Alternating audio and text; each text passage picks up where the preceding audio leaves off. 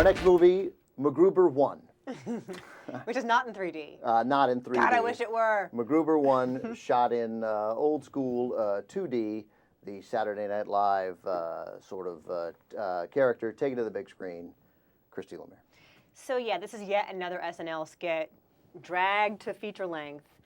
This is Will Forte doing his MacGruber kind of take up on MacGyver thing where he tries to solve problems with twine and chewing gum, but stuff blows up anyway. So here there's an actual story, there's an actual plot. There is a bad guy played by Val Kilmer who's going to do something dastardly with a nuclear warhead. And so MacGruber, who has been in isolation for the past 10 years because everyone thinks he's dead, has to come back and assemble his posse of badass buddies to stop Val Kilmer. So there you go. I'm in. Hello, MacGruber. I'm putting together a team. It's filled with American heroes with over 100 years of combined combat experience. Lieutenant Piper will be your second in command on this. We believe the X-5 is now in the possession of this man. He's untouchable. Oh, I'll touch him, Ricky. I'll touch him wherever I want. Huh? What is the plan? Well, I don't use guns, so I'm going to use homemade explosives that I made with my own two... Oh, no, this better not be some kind of joke! Do not underestimate this man. Where have you been? I just took an upper decker in the master bathroom. Upper decker? That's where you take a number 2 in the water tank and not in the bowl. You look great.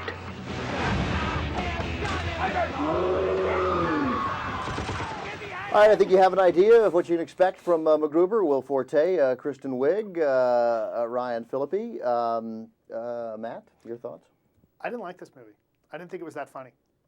You know, the last few years, we've seen, every few years, Lorne Michaels gets it in his head, let's make a movie out of one of the sketches that one of my writers did, and only on a couple of occasions has it actually ever turned out to be decent.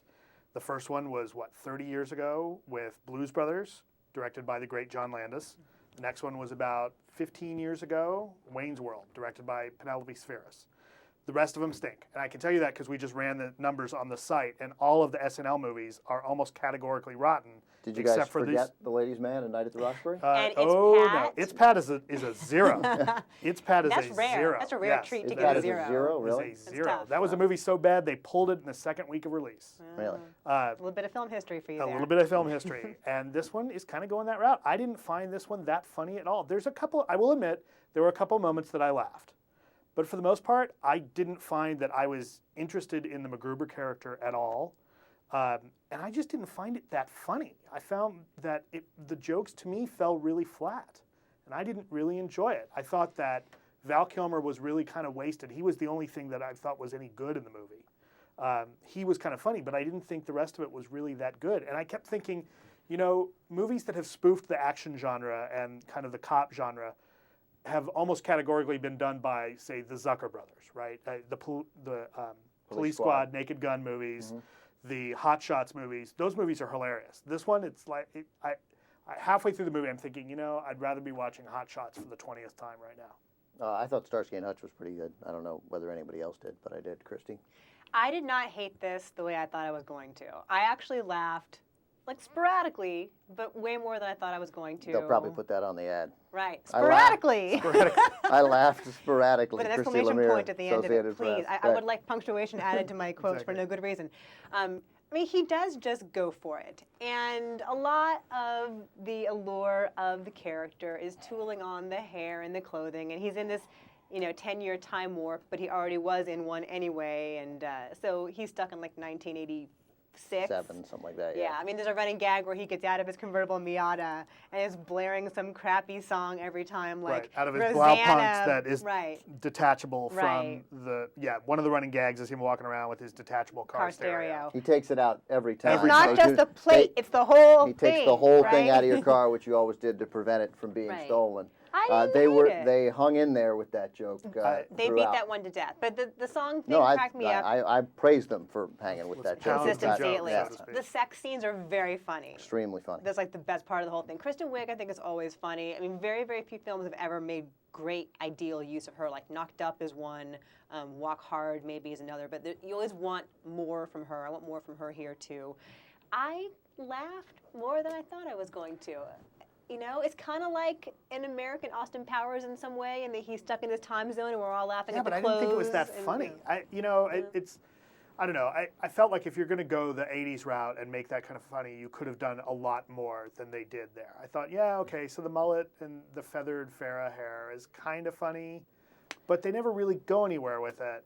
And I just thought the jokes were really lacking. I didn't find that much of it that amusing. I didn't think that the 80s idea was terribly important to it. I mean, he's got the mullet, and what was funny was making other people dress up like him so that they would take the risk, and his nonsensical explanation of why, making Kristen Wiig sort of take all the risk, dressing up as him, dressing up as the bad guy they just killed, and her trying to understand why they were doing it, and he would say, because you're so good at it, and making her take the risk and being terrified when it obviously wasn't going to work, his consistent planning or lack of planning when it was obviously going to be a terrible failure. I'm not just trying to be contrarian. I think this is one of the best Saturday Night Live adaptations I've ever seen. Wow. I thought it was extremely funny. That's I didn't bold. laugh sporadically. I laughed from start to finish. Wow. I thought the sex scenes There's were... your blurb. I think the sex scenes were almost... I didn't laugh sporadically. I thought the sex scenes were damn near brilliant. Yeah. I mean, I thought they were It's like, so uncomfortable. double over, hold my head, Yeah. I had to take my glasses off and wipe my eyes a couple of times during the movie. You know, they went, of course, they go too far with the gross out humor a few times, but it ended and they always came back to me with something very funny. I thought there was just great, and the sex scenes were part of it because they start so sort of beautifully with the music, and then they contrast it then with just, again, a sort of a new, non-hackneyed direction in the sex True. scene, something that I have totally not seen before. And there was significant, I thought, contrast throughout with the music, with his attitude. When it was required for Will Forte to play the straight man, to play just a sort of clueless MacGruber, he was great.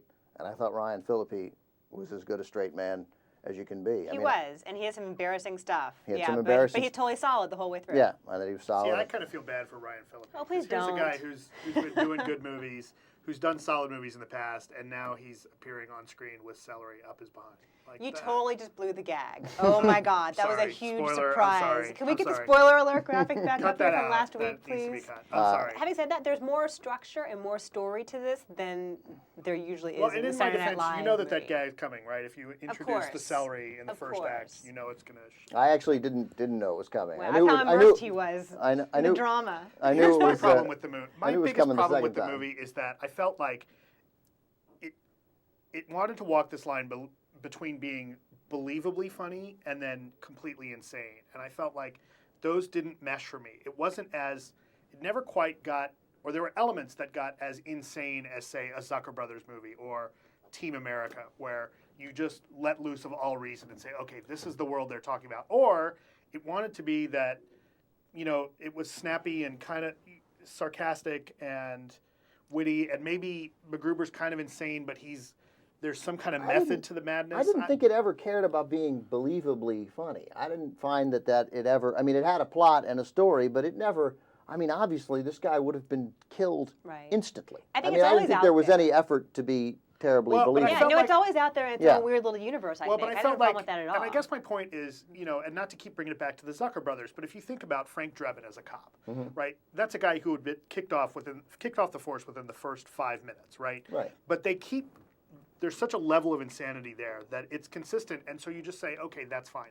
They keep going for that kind of craziness, and he's an awful cop, and he's just completely incompetent. Or even even the later Pink Panther movies, Clouseau should not even be allowed to stay above ground. Right, Probably. well- But this one, I felt like there's moments where they kind of put some competency to the MacGruber character. And I never saw an ounce of competency. he's always a total I think it was idiot, a total. I think there's a lot of similarities to Frank Drebin, and I'm a huge believer in the Airplane movies, where obviously he wasn't Frank Drebin, but the Police Squad series, which I loved, and then the Naked Gun movies, which until the end were consistent. But I mean, like, for example, the late Clouseau, the Pink Panther movies were pretty terrible. I mean, they certainly later weren't. ones. They certainly didn't hold But like up the to second the or first third couple. one, you know, is right in kind of the golden age of those. You know, the second or third Peter Sellers Clouseau movies, I think, are really, really funny. Yes, that series goes completely off the rails later, but they kind of work. And I felt like what was a problem with this is that MacGruber as a character if he was going to be completely incompetent, let him stay completely incompetent. But there's moments of competency in there. Are there? I did not. Find me one. I did not. One. Okay, he can be a killer when he wants to be. Yeah, in a ridiculous way. But in a grabs your ridiculous, throat, nonsensical yanks it out of your manner. body. And not to give away things, but there's a particular scene where, and it's almost like the whole movie sets up this gag, like, oh, the defusing's not going to happen, but then he actually kind of comes through okay. In a bumbling way, But I didn't think it was that bumbling, actually. Way. I didn't think, and this, I won't spoil it, but, the big kind of climax at the end, and this comes to a happy ending. The big climax at the end, like.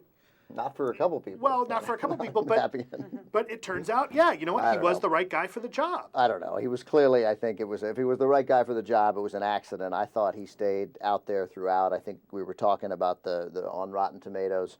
Your website, the best Saturday Night, the highest, best reviewed Saturday Night Live movies with the best tomato meter for freshness are Blues Brothers. And Wayne's World. And Wayne's World. I have no problem putting this up with Blues Brothers and Wayne's World. I completely disagree. Not at all. I thought it was extremely funny, and I am eager to see it. 17 minutes into it on cable in 7 months. So we'll start with I suspect the middle rating from Christy. I give it a 4. I had fun. I think you talked it up more than a 4. This is out of 10, It's stupid. It's totally stupid. It's stupid, but it's not trying to be Greenberg. I know. Most things should, though, right? Yeah, It'd be better world if you talked better than a 4. It's a 4 because I laugh, but only here and there. They do beat the jokes into the ground, like way more scatological stuff than I need. I'm not offended by it. I just think it's lazy. I think it's lazy too, but I don't think they prolonged the scatological stuff very long. There was a lot of it, but it was brief. I don't like it at all, and I thought it was all right. Matt? In spite of my complaints about it, and my complaints are more kind of functional, I felt like, it wasn't as insane as I would have liked, or if they're going to be spoofing MacGyver, show me more of the MacGyver stuff.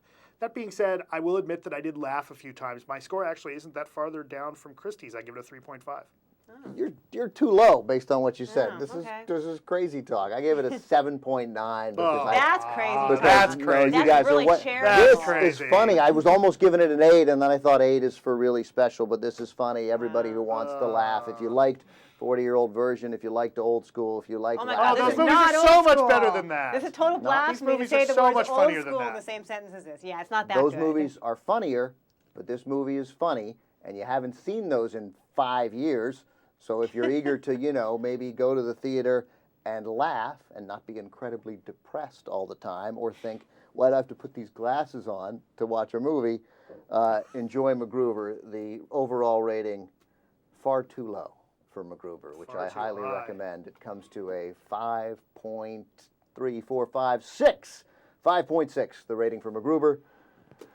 Comes in way higher than Shrek 4, so at least it has that going for it. That is this week's edition of What the Flick. Next week, Sex and the City 2. We're going to have so much fun. Can we drink Cosmo beforehand and buy shoes we don't need? Very excited, ladies. Very excited, ladies. The fashion, the fun, the gayness. I can't wait. I'm not excited. No, you're definitely not excited. I'll admit. But I am excited about Prince of Persia. I'm not excited about it. It's going to be terrible, and I can't wait. I am more excited about Sex and the City 2. That is next week on What the Flick. Matt, Christy, Ben, thank you. See you next week.